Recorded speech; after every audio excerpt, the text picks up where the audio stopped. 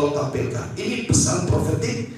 Yang pertama saudara, di tanggal 28 Februari, setelah selesai dari kegiatan teaching class, ya, the prayer, saya dan ibu itu kami berdua itu berdoa.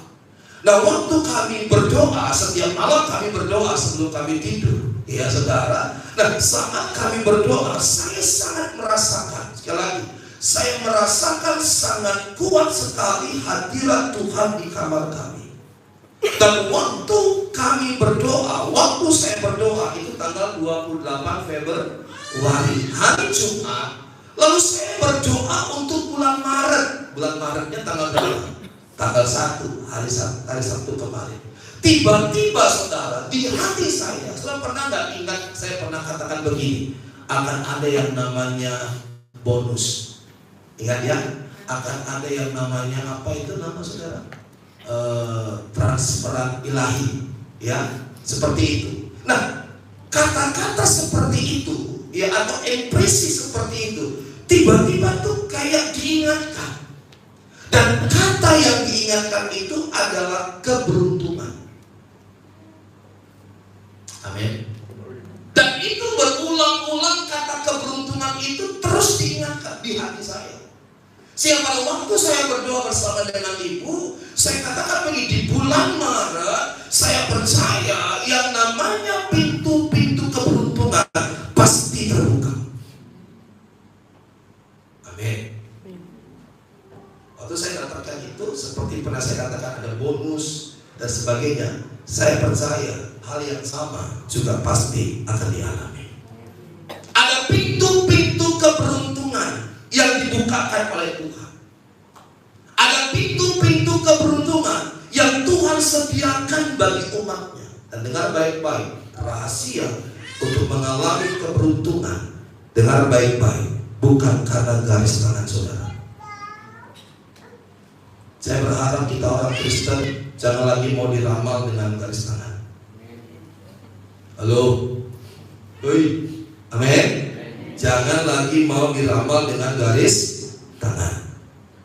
Keberuntungan saudara dan saya bukan ditentukan karena tanggal lahir saudara.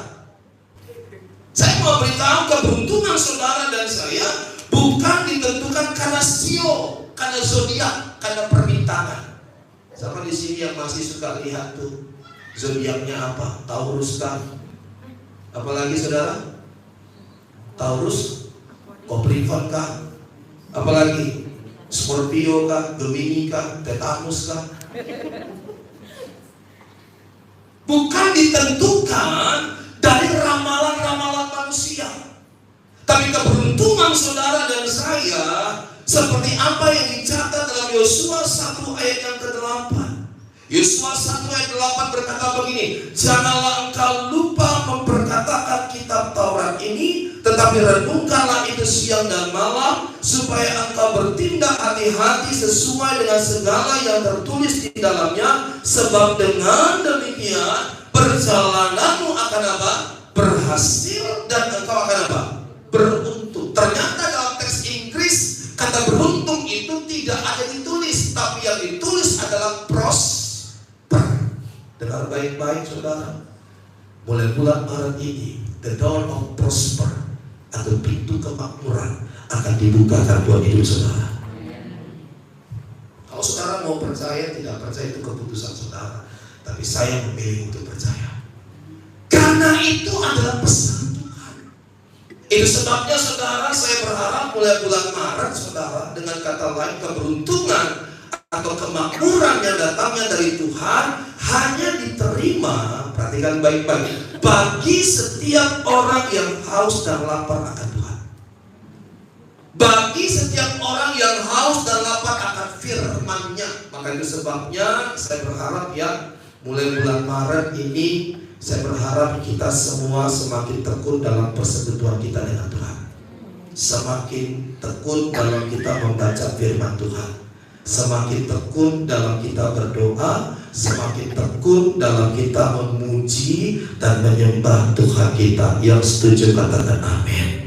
nanti pintu-pintu kemakmuran, pintu-pintu keberuntungan Tuhan akan bukakan buat hidup kita. Saya nggak bicara soal teologi kemakmuran, tapi saya hanya menyampaikan pesan yang Tuhan mau supaya kita dengar dan kita lakukan. Yang setuju katakan amin. Yang kedua, saudara, di hari Sabtu pagi kemarin, saudara, ya, di saat doa puasa di gereja, karena biasanya doa keliling, tapi Tuhan suruh untuk doa di gereja. Tuhan ingatkan tentang dua kata ini. Perhatikan baik-baik. Dua kata ini adalah berbicara tentang yang namanya pembersihan dan pemurnian. Katakan bersama dengan saya, 2, 3. Pembersihan dan pemurnian. Waktu kami doa di tempat ini, tiba-tiba Tuhan tuh kayak ingatkan dua kata ini, pembersihan dan pemurnian. Nah, yang menariknya adalah menjelang sore, tanpa sengaja saya itu menyaksikan sebuah channel, ya, di YouTube, channel podcast, ya, di YouTube. Nama channelnya itu adalah tempo.co, yang memang berbicara tentang hal-hal yang sifatnya politik. Tapi saya percaya ini pasti ada maksud Tuhan. Kenapa? Karena saya memang tidak sekedar ingin tahu, ya, atau membuka dengan sengaja, tanpa sengaja. Lalu saya buka itu, lalu saya ikutin diskusi dalam podcast tersebut. Tiba-tiba, suddenly, presenternya, pembawa acara di podcast itu menyebutkan kata yang sama, yaitu pembersihan dan pemurnian. Kalau orang yang bergerak dalam bidang profetik, hal seperti itu tidak dianggap sepele. Kalau saudara yang peka secara roh, ya, yang gak asal-asalan ikut Tuhan, ya, yang gak sembarangan ikut Tuhan, yang memang sungguh-sungguh ikut Tuhan, maka rohnya itu pasti akan peka, rohnya pasti akan tajam. Waktu saya dengar kata seperti itu, pembersihan dan pemurnian, Roh Kudus ingatkan ini, itu yang akan aku lakukan hari-hari ini. Dan itu akan dimulai dari gereja, dari rumah Tuhan, dari umatku. Saya mau beritahu, akan ada tiba masanya terjadi pembersihan dan pemurnian. Dan itu dimulai dari rumah Tuhan. Itu dimulai dari gereja Tuhan. Itu dimulai dari umat Tuhan yang tujuannya adalah untuk mengetahui siapa yang setia dan yang tidak setia. Doa saya yang hadir pagi hari ini adalah umat Tuhan yang setia.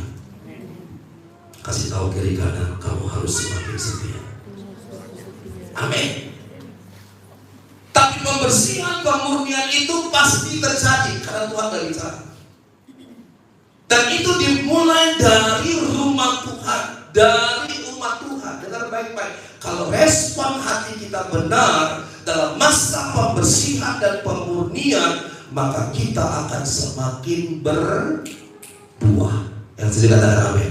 Semakin diberkati. Dari mana Pak? Roh Kudus ingatkan Yohanes 15 ayat yang kedua. Setiap ranting padaku yang tidak berbuah dipotongnya, dan setiap ranting yang berbuah diapakan saudara? Dibersihkannya supaya ia lebih banyak apa? Berbuah.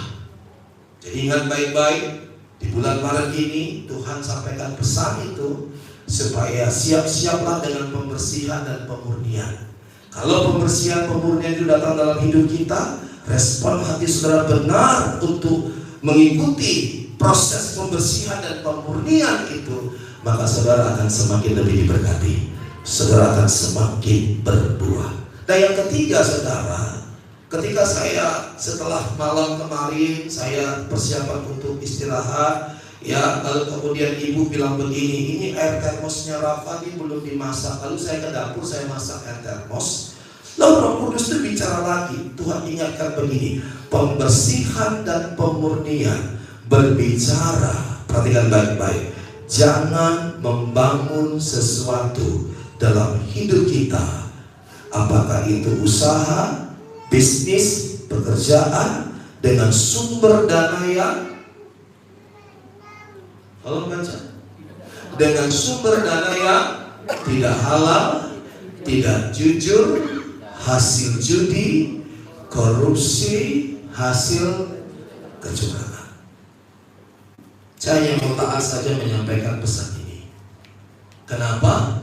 Karena apa yang hari-hari ini terjadi di bangsa kita, di mana banyaknya kasus korupsi yang terbongkar. Kalau zamannya Yesus, air berubah menjadi apa? Anggur. Zaman sekarang, pertama. Betul ya? Hebat ya? Luar biasa ya? Dan itu terbongkar. Kalau sudah baca berita hari ini, kasus 893 miliar. Kasus apa itu? ASDP. Apa itu ASDP? Yang berbicara tentang apa? Perkapalan feri. Terbongkar. Pembersihan bangunan bicara tentang jangan bangun sesuatu dalam hidup saudara, apakah itu usaha, bisnis, pekerjaan, dengan sumber dana yang tidak halal.